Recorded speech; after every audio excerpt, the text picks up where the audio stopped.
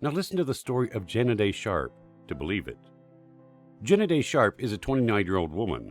She's lived in New Zealand most of her life. She grew up on a horse farm. She left her all-girls school at the end of the sixth form, as she felt school was not really for her. She started her career in sales, as she had a great skill of convincing people by talking, and thought, why not give sales a go? She met a man whom she thought was amazing. He was older than her, and he had a great job. There was just something about him that had her head over heels. Everything moved very fast. They became inseparable, and after a few short months, they were living together. He pushed her to do so many things that she never thought she'd be able to do. Everything was good for about 6 months. Then, the relationship became sour. He would force Gennady to go to the gym because he didn't want her to get fat, and he literally forced her to obey him. He went to the extent of calling her names until she was in tears and would leave the house. He would portion her meals to small sizes and monitored her weight. He started choosing her clothes as well. He decided even the style of her hair. This was her first adult relationship, so she thought this was something normal. Gennady started losing weight alarmingly. Her friends were shocked to see her small frame. They asked her, does he treat her okay? Is he forcefully controlling her? Is she really happy? Gennady can never forget the day when he hit her for the first time. She remembers the utter fear she had in her eyes when she looked into his eyes and she didn't dare to see him. She still remembers laying in the fetal position on the ground until it was over and looking at him, telling him she was sorry.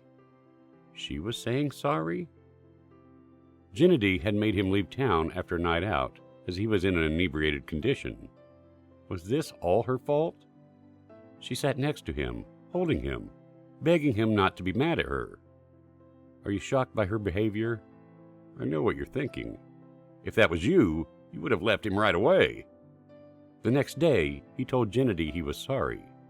It was all because of the drink, and it would never happen again. She convinced herself that she too did dumb things when she was drunk. A little did Gennady know that it was the day her life would change. It wasn't like he did it every day, and it wasn't like every day was bad. But her life was as if she was constantly walking on eggshells. What's going to happen when she walks through that door? Gennady pushed everyone close to her away. Anyone who might be able to see through her lies and the layers of makeup to cover the bruises. Gennady's bosses sat with her at work and begged her to tell them why she had marks around her neck or a black eye, and she would tell them how she had fallen off her bike or tripped over at home. If people knew, they would ask Gennady to leave him, and she was not ready for all that. She guessed that's the thing about these kinds of relationships. On the outside looking in, she's asking herself, why is she not leaving him? But as the person involved, she really doesn't know how to get out of it. Gennady had many issues in the years that they were together. There was a child involved, his child, and following that, a drug addiction, which was also a big factor that soon took over his life. Gennady was so sure she could change him. She did everything in her power, but every step she took to help him was a step that meant she got more and more hurt mentally and physically. She felt extremely alone and felt like this is what she must have deserved in her life. Gennady felt like a tiny, insignificant human. Gennady met her doctors and broke down. She was 60 kilograms, which she considered tiny. She was eating only plant-based food, as that was their house rule, and he could never marry her if she ate meat. Her OCD was beyond the roof, and anxiety had taken over her life as well. She was a wreck. She told the doctor everything about their relationship, apart from the physical abuse.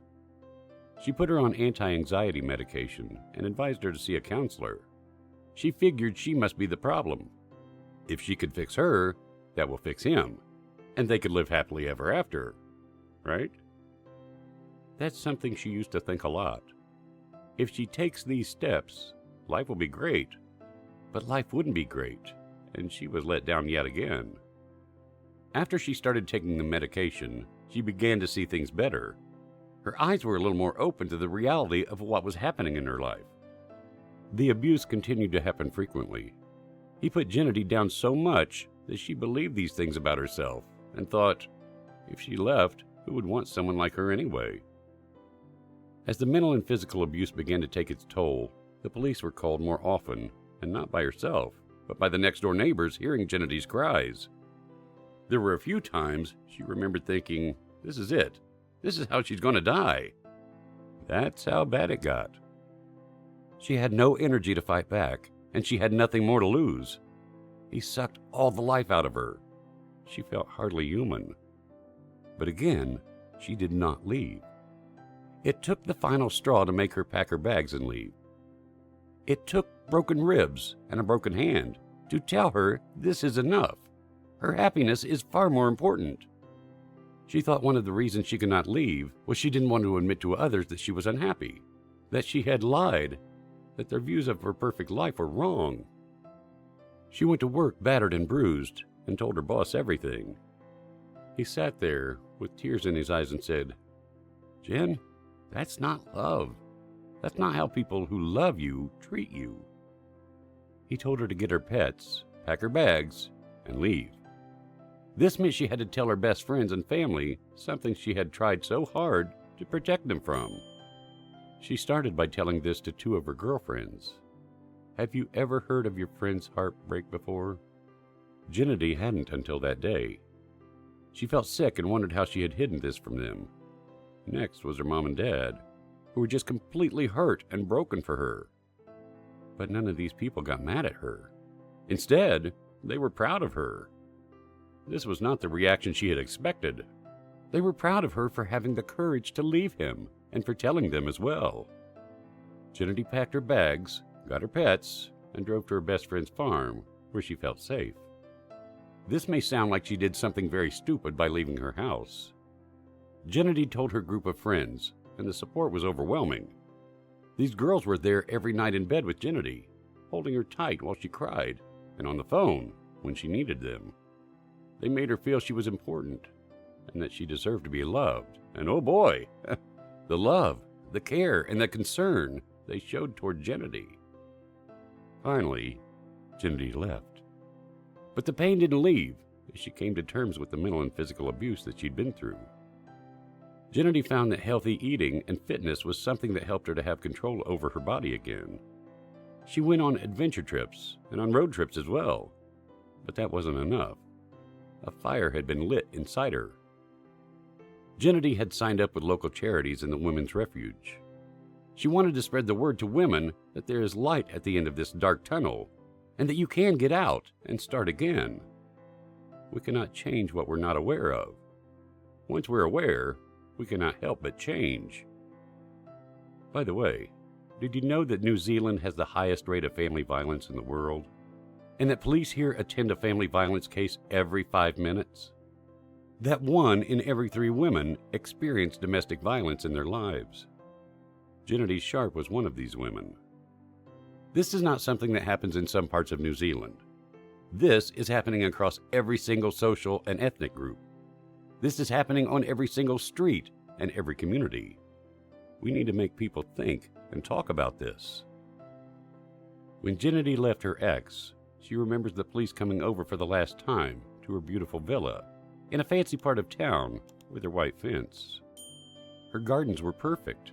Her home looked like a house from a magazine. She remembers saying to the police officers, "I'm so embarrassed."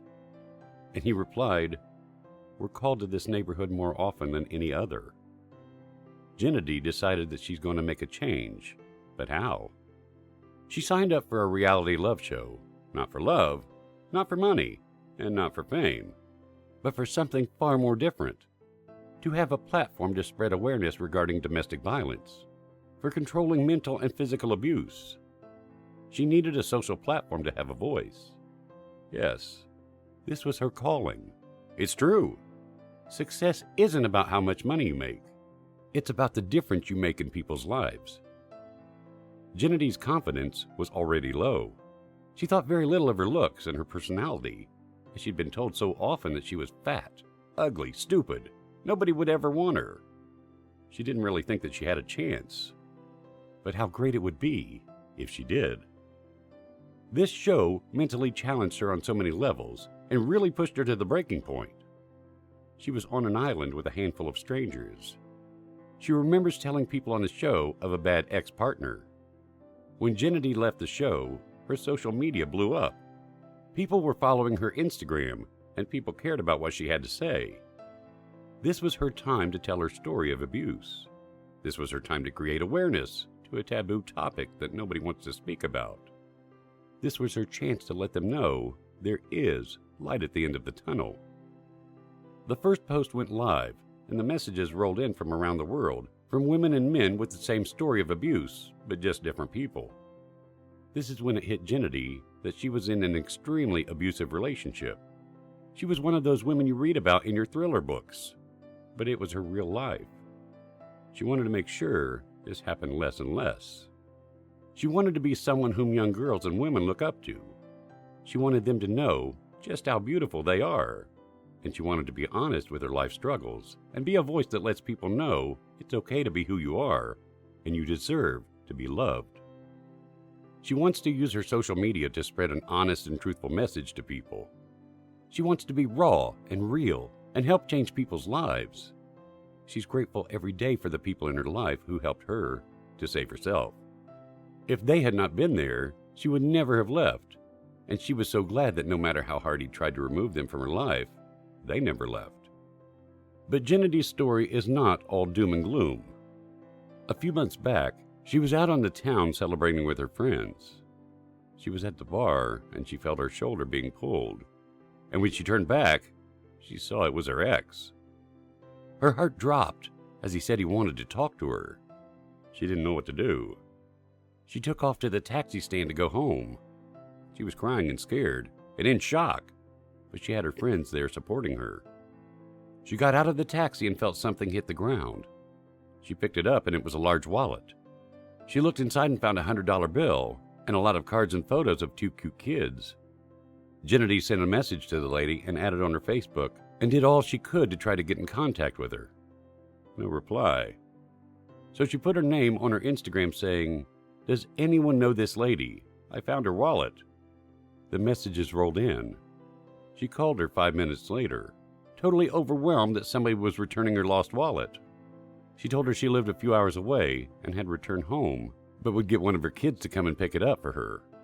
She gave Gennady her son's number to contact him and arrange for him to collect it from her. That night, there was a knock on Gennady's door, and they had a brief chat.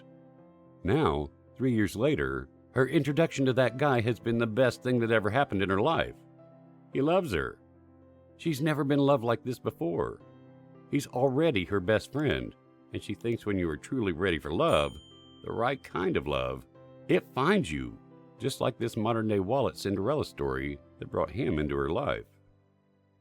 Hey guys, I can see that shocked look disappear from your face. Oh yeah, it's getting replaced with a smile. I know it is. That's good. Dominance is one of the most pervasive and important behavior among wolves in a pack. Mind you, don't allow your minds to get magnetized by dominating thoughts. Well, the relationship between man and woman is partnership, not ownership. When a man truly loves a woman, she becomes his weakness. When a woman truly loves a man, he becomes her strength. This is called exchange of power. Hey girls, do not live someone else's life by believing in someone else's idea of womanhood. You should never let your fears prevent you from doing what you know is right. You need to reshape your own perception of how you view yourself. You have to step up as women and take the lead. Do you like the story of Gennady Sharpe? Learn the lessons of life from the life of Gennady Sharpe. Don't just stop there. Share it with your loved ones. Inspire and change their lives.